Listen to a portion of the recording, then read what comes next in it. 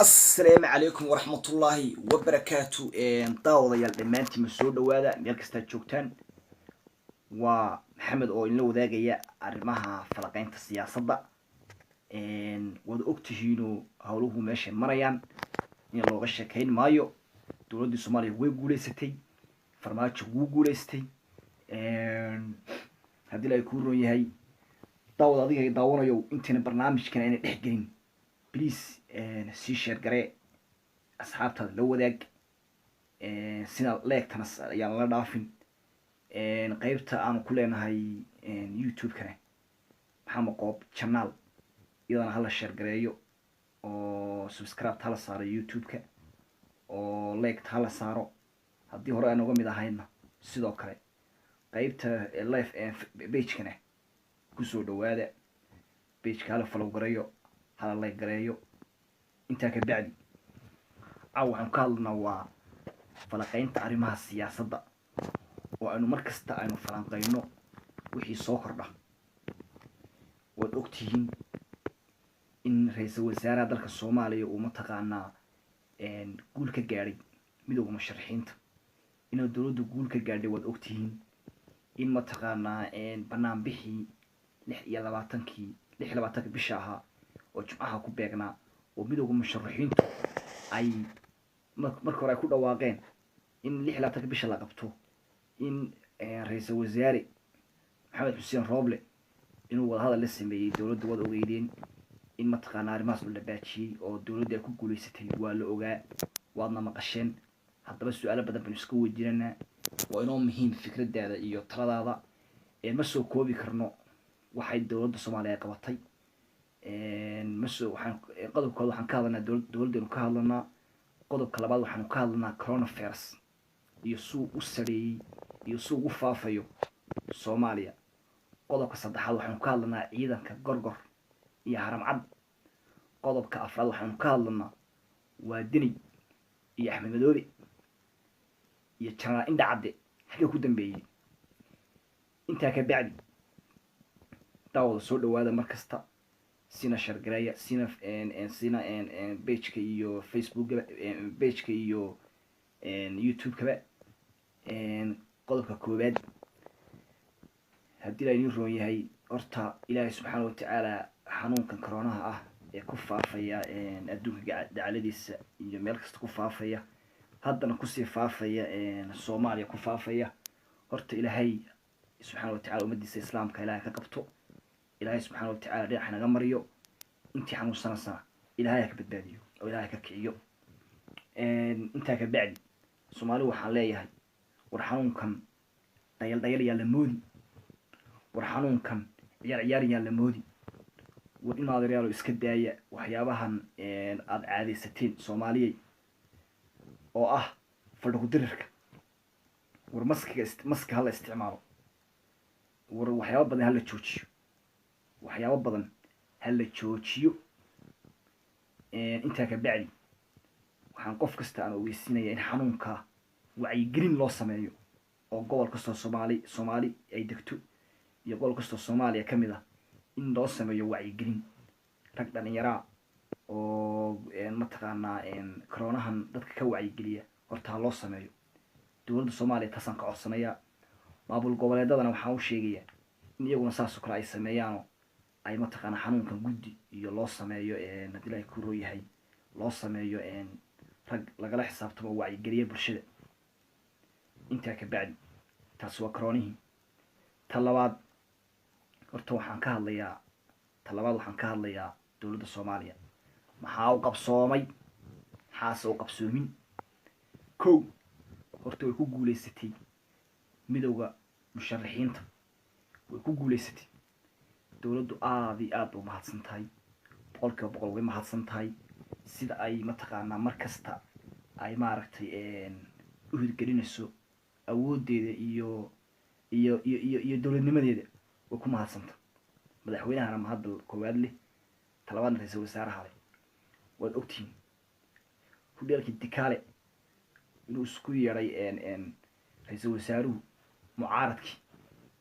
waad la socotaan wuuna ku guuleystay. ninka la yidhahdo xasan sheekh maxamuud iyo sheekh shariif iyo cabdiraxmaan cabdishakuur waa ragga mucaaradka ugu tunka weyn ragga hee mucaaradka ugu tunka weyn weeye kow saddexdaas way ka soo qayb galeen shirkii dikaale ka dhacayay ra-iisul wasaaruhu isku yeerayey kuna joojinayey mudaharaadkii jimcihii ay lagu tagaa inuu u dhaco miduu musharaxiinta ku baaqeen inuu dhaco ay doonayeen wata ku joojiyey oo 16 bisha ku ekaa intaa ka bacdi xasan cali khayre shirka wuu ka maqnaa muxuuse uga maqnaa ma la isweydiiyey watana caawa isweydiiyona daawadayaal fikradiiu noo muhiim inaan wax iska weydiino waa dhalinyartu inay falanqayso arrimaha siyaasadda oo dabagal ay ku samaysana waa inoo muhiim haddii ilaahay kuu ron yahay daawade xasan cali khayre wuxuu ku maqnaa waa la dhibar jebiyey horta heshiiskii nimankan ay ku heshiiyeen isagoo way kaga baxeen oo ra-iisul wasaaraha ay u tageen oo ay mataqaana la sameeyeen kala fadhi iyo dee shirki ay ka qayb galeen isna waa tuu khudbad jeedinayayo mudaharaad abaabulayay kadib waa tuu inoo sheegay in mataqaanaa mudaharaadka dib loo dhigay dowladduna ay wada hadal yeesheen hadalkiina ay qaateen waa tuu mar dambe isna inoo sheegay laakiin mucaaradka gudihiisa mucaaradka laftigiisa ayaa kala jabay oo kala jabsan taasay noo caddeynaysa dowladduna way guulaysatay kow taas waa taa ciidanka gorgor iyo haram cad mid baan leeyahay taan leeyahay waxaa weeye horta waa ilaahay mahadii marka koowaad mar haddii aynu haysano ciidan laga baqayo oo maanta awooddii soomaali iyo xoogga ciidanka dalka soomaaliya uu soo noqday horta waa ilaahay mahadi taasina waa taa haddii ilaahay kuu ron yahay ciidanka xoogga dalka soomaaliya waxaan leeyahay guulaystaan leeyahay dadaalkiina sii wada haniyad jabina bartaa laga sii wado kow ciidamo badan oo soomaaliya tabar ugu maqnaa eliteria ku maqan turki jooga baa waxay ku soo socdaan caasimadda magaalada madaxda soomaaliya muqdisho insha allah dhowaan bay soo gaarayaan haddii la haydmo waana faa'iido ay usoo hoyatay dhammaan ummadda soomaaliyeed iyo ciidanka xoogga dalka soomaaliyeed in mar kasta ciidan ka mid ah uu sanad kasta uu mataqaana bil kasta uu maaragtay soo usoo dhammaato tababar usoo dhamaado wax ilaahay lagu mahad celiyo haddii ilaahay kuu ron yahay dowladda soomaaliya aada iyo aad buu dadaalaysaa wax badan bay qabatay war madaxweynuhu wax badan buu qabtay war madaxweynaha saa loo cunayo mucaaradku cunayaan oo wadamada shisheeye ay soo adeegsanayaan mucaaradka soo adeegsanayaan ya iyo midowga musharaxiinta ay soo adeegsanayo war madaxweynuhu wax badan buu qabtay war madaxweynuhu baddii wuxuu ku jiraa geed dheer iyo geed gaabanba kenya ma la isweydiiya kenya waxa ay maalin kasta ay u codsanayso in dib loogu dhigo ma la isweydiiya waa maya cid isweydiista ma jirto waxaas wax kale maaha kenya waxay og tahay inta farmaajo uu ku fadhiyo kursiga intuu ku fadhiyo ya in aysan soomaaliya waxba aysan ka liqayn bay kenya ogtahay laakiin kenya maxay doonaysaa war kenya waxay doonaysaa ya kenya waxay doonayso waxaa weeye mid ay ku shaqaysato oo mataqaanaa amarkooda fuliya oo mataqaanaa iyadu ay wadato inuu maanta soo baxo oo soomaali u soo baxo oo hadhowtana ay iyagu hadhowta way say doonaan ay ka yeelaan uu badda u saxeexo wuxuu rabaa u waxeeyo qaadka waddanka soomaaliya soo gala suwacan ay usoo geliyaan war wax badan bay kenya doonaysaa waad og tahayo markii ay arkeen in mataqaanaa march waa xilligii ballantu ay ahayd in mataqaanaa bad dacwadeeda la qaado oo la furo waa tii ay warqad soo qorteen waa tii ay dheheen dib halana ku dhigo war caqligu ha shaqeeyo madaxweynaheena halala shaqeeyo shacabow taageera madaxweyne marka waxa inagu ma kala jecin mid kastoo madaxweynaha soomaaliya u noqo ma kala jecin laakiin kii dalka wax u qabanaya oo aanu aragnay in soomaalinimadu ka dhacsan tahay inagu waynu doonaynaa war madaxweynuhu wuxuu geed dheer iyo geed gaaban ugu fuula waxaa weeye sidii deynta soomaaliya loogu lahaa looga cafin lahaa wuu ku guulaystay wuu ku guulaystay war madaxweynuhu ciidanka xoogga dalka soomaaliya u dhis wuxuu soo celiyey cududii soomaaliya soo celiyey madaxweynuhu ciidankii soomaaliya soo celiyey ciidankii soomaaliya u dhisay war waad ogtihiin war mid baan leeyahay shacabweynaha mid baan u sheegaya war ciidankiina taageera madaxweynihina taageera midnimada soomaaliya hala taageero qurba joog iyo daljoog iyo darjoogba taasi waa taa horta nimanka la yidhaahdo deni xalayto xalay haddii ilaahay ku rayay deni wuxuu ku tumanayay oo ku ciyaaraya heestii magaran soolay hedha soolay ya buu xalay wuxuu ku ciyaaraya madaxtooyada buu wallahi ku ciyaaraya hedha soolay kowdhi inaa lillahi wallahi billahi tallahi saa u qoslay ya madaxtooyada puntland xalay waxaa ka dhex baxasay sooley hedha sooley iyo madaxweynuhu ciyaarayo jaasaya kowdhi taan ognahay waxaa weeye madaxweynuhu wuxuu ka baqayaa deni wuxuu ka baqayaa oo aad iyo aad uga cabsanaya wax kala maaha wuxuu ka cabsanayo waa gorgor iyo haramcad khudbadiisa u dambeysay waad ogtiin inuu yidhi waxaan ka baqayaa ciidanka waa ciidan loo tababaray si aan inabaan caadi ahayn waa tuu sheegay horta waa ilaahay mahadii mar haddii maanta ya laga baqayo ciidanka xoogga dalka soomaliya mar haddii maanta laga baqayo waa ilaahay mahadii awooddaana farmaajaan muujiyey oo dhisay haddii ilaahay kuu ron yahay haddaba deni iyo axmed madoobe ya waad ogtihiino horta waa lagaga baxay midowga musharaxiintu way kaga baxeen waxyaabihii ay ku heshiiyeen way kaga baxeen waxaana ka mid ahaa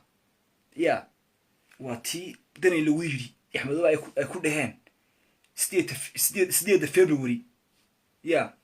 dhaafi doorasha yaysan dhicin ama dee laisku iman ama heshiis la gaari kowdhi wax kasta waanu ognay haddeerto calaaya ku laxaad iyagii gudahoodii baa ishaya midowga musharaxiintu way ishayaan dowladduna aad bay u shaqaynaysaa wax kasta wadahadal bay ku dhamaysay ra-iisul wasaaruhu waa tuu yidhi wax kasta oo ay midowga musharaxiintu ay tabanayaan ama ay doonayaan waxaan ku dhammaynaynaa haddii ilaahay ku ray wadahadal baana diyaar una haddaba warar mataqaanaa hoose aanu helnay waxay noo sheegayaan in madaxweynaha dalka soomaaliya mudane maxamed cabdullaahi farmaajo inuu xasan sheekh maxamuud iyo sheekh shariif inuu mataqaanaa ka codsaday in mataqaana ay wada hadlaan uguna yimaadaan madaxtooyada soomaaliya fiila soomaaliya laakiin arrintaas labadoodu adigu dib bay iskugu noqdeen waxay ka soo saari doonaanna allahu aclam ilaahay baa og marka ha degdegnina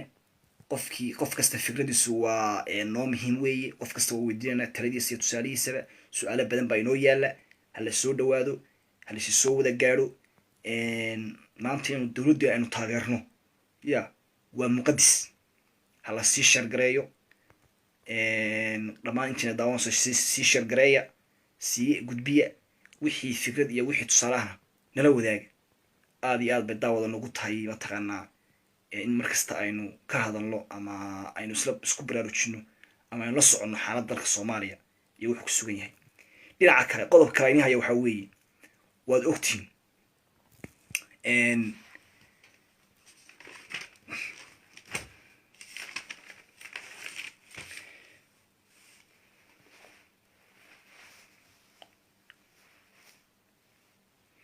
dhinaca kale musharaxiinta taasaan leeya dhinaca kale waad ogtihiin siyaasi weyn oo kasoo jeeda gobolada somaliland oo la yihahda professor ismaaciil hurri buuba wuxuuna ka mid yahay mucaaradka xisbiga mucaaradka waddani buu ka mid yahay wuxuu sheegay uu hargeysa kaga dhawaaqay isagoo ku sugan caasimadda magaalada hargeysa ee somaliland wuxuu sheegay in soomaali meel kasta ay joogaan in aysan ku kala tegin aysan kala tegin soomaalinimaduna ay tahay muqadis. wuxuu kaloo uu sheega professorku wuxuu kaloo uu sheega in maamul goboleed la samaysan karo wuu sheegay, laakiin in markasta danta soomaalida wax kasta laga horeysiiyo oo isagu uu soomaali yahay buu sheegay professorka soo hargeysa ku sugan. professor ismaaciil hurre buuba waa arrin fiican weeye, uuna mahadsan yahay professorki 100% in midnimada soomaaliya ayna deeqdana yaa cid isku haya habiraati ma jirto. soomaali waxaa deeqda midnimo, soomaali midnimaa deeqda. meel mataqaanaa soomaalinimadan lagu sheegayana yaa dadkao dhan bay ka dhaxaysaa guud ahaan. marka in soomaalinimada mataqana qof kasta wax kasta soomaalinimadiisa inuu aamino baa fiican. marka professorku markaa ismaaciil hurre buuba arrin fiican buu ka hadlay. wuxuuna ahaa professor, hadda xoogaa taariikhda dib ugu noqono, wasiir buu soo ahaa dowladda soomaaliya buu mar soo ahaa. haddeertan wuxuu ka tirsan yahay xisbiga mucaaradka wadani ee somaliland buu ka tirsan yahay. marka inagu waxaan ku jirnaa waxaa weye markasta daawada falanqeynta arrimaha siyaasadda aynu markasta falanqeyno, markasta mataqaana aynu dabagal aynu ku sameyno.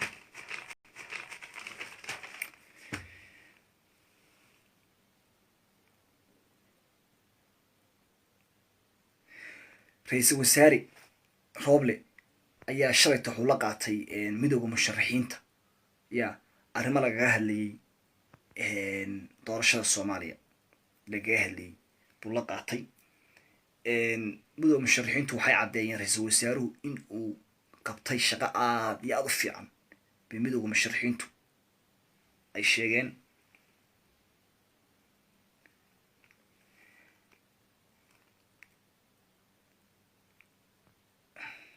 beesha caalamku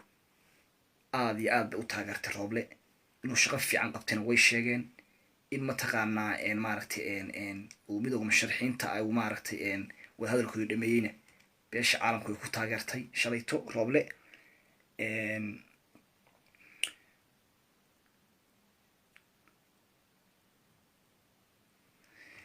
waa ogtihiino Roble iyo midowda musharaxiintu 25 bisha lasoo dhaafay bay waxay yeesheen shir yeesheen. shirkaas oo ku beegnaa khamiistii lasoo dhaafay 25 bishan. khayrna uu ku guuleystay, dowladdu way ku guuleysatay. haddeertana dowladda howlo badan baa u yaalla. sidii mataqaanaa ay dowladda wax looga fadhiyaa sidii ay mataqaanaa maaragtay haddii ay ku royahay ay maaragtay u muujin lahayd ama awoodeeda ama mataqaanaa tayadeeda. dhinaca kale marka u noqono horta soomaaliya guul meel kasta ay joogto, ilaahay subxaana watacaala soomaalina meel kasta ay joogto quluubtooda ilahay isku soo jeediyo, wixii soomaali kala dilayana ilahay haynaga qabto, haynaga qabto wixii soomaali kala dilaya. soomaalinimo baa inagana deeqda. marka daawade aad iyo aad baa mahadsantihiin 100%.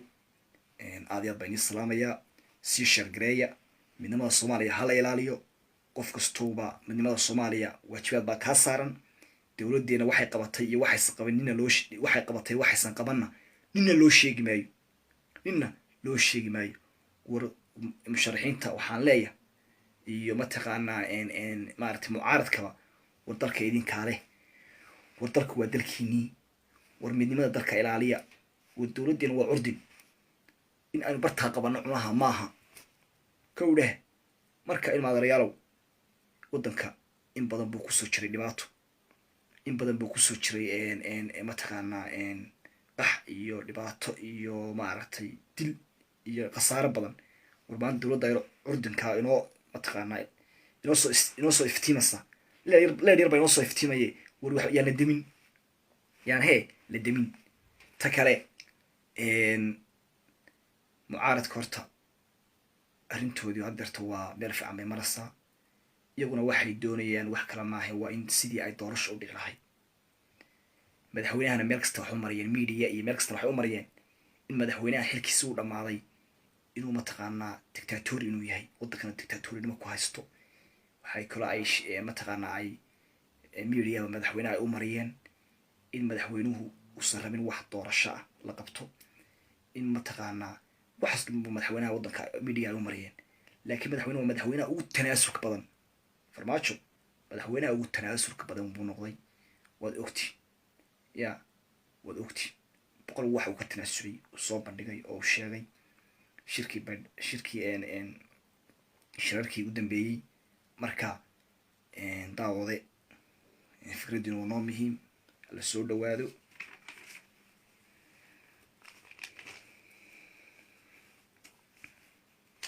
dhinaca kale waxaan u dirayaa taxsi u dirayaa gabadh ku dhimatay magaalada Garowe oo ka mid ahayd masaalix ururka masaalix riwaayadaha dhiga masaalix oo xabada ku qarxday oo iyadoo riwaayad dhiga saartay inay dhigto ay xabada ku qarxday ilaahay ha u naxariisto ilaahay godka u nuuriyo ilaahay godka u waasiciyo xabadu waxay kaga qarxday iyagoo malaa xilligan ay iyagoo raba inay metelaan riwaayad ba waxay kaga qarxday libaax kabaaye oo la dhigayay gabadha la dhigayay mataqaanaa riwaayad rabeen inay dhigaan baa xabada kaga qarxday marka waxaan leeyahay kooxda riwaayadastada riwaayadda dhigta geerida ku timidna waa in la dareemayna haddaan shacabka Soomaaliyeed ilaahay gabadha u naxariisto libaax kabaaye waxaa lagu xidhay Garowe waa lagu xidhay marka gabadha xabadu kaga qarxday labada reer ee ka soo jeeday isaga iyo marxuumadana ya gabadha magaceeda xabadu ku qarxday waxaa la yiraahdaa Aniisu bay ahayd baa la yiraahdaa magaceeda Aniisa ilaahay u naxariisto marka labada reerood markaa kasoo kala jeeda marxuumadda iyo wiilka ay xabadu kaga qarxdayna way heshiiyeen waxay ku heshiiyeen in beedkan la aaso waxay ku heshiiyeen in mataqaanaa maqaadiir ay ahayd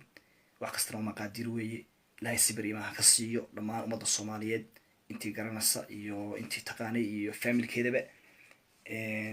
tacsida oo dirana wala wadaaganaa marka waxaan ku dhex jirnaa weli waxaan ku dhex jirnaa falaqaynta arrimaha siyaasadda ku dhex jirnaa war Soomaalinimo bayna deeqda war Soomaalinimo bayna deeqda war Soomaalinimo bayna deeqda kowdhe ninka Hargeysa jooga iyo ninka Garowe jooga iyo ninka Lascaanood jooga iyo ninka jooga Baydhabo iyo Shabeelle iyo ya Soomaalinimo baa deeqda waxa wax lagu yahay waa Soomaalinimo baa wax lagu yahay wax kale waxba lagu maaha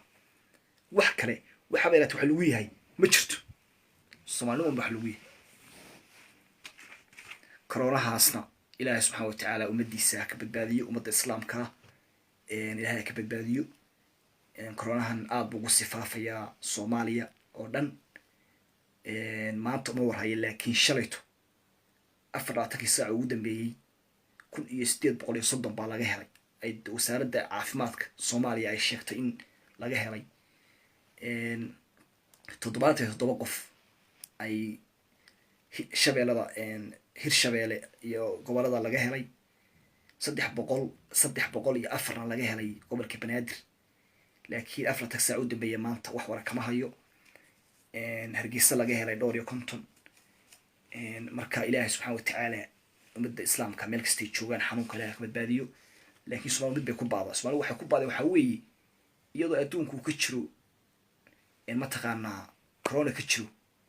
bay wax kasta waxay leeyihiin qofkii corona hayo corona uu hayo bay waxay leeyihiin waxa weeye hargab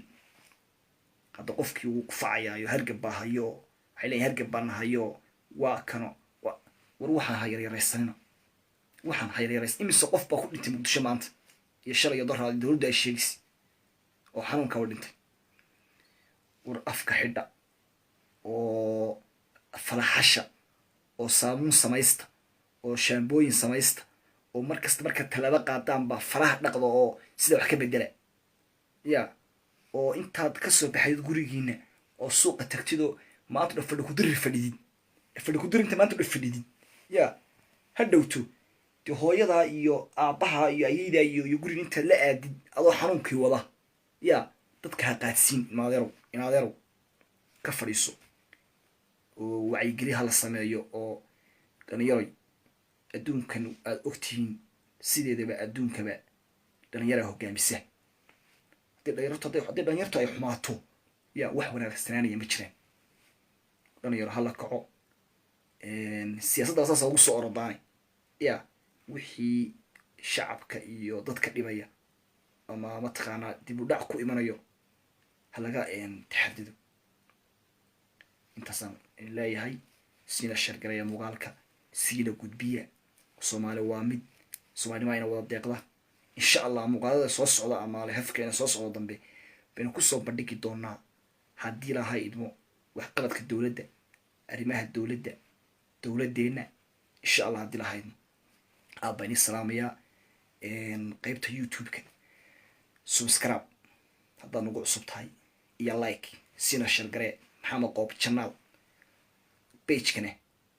siina follow garee like iyo sharena sii gudbi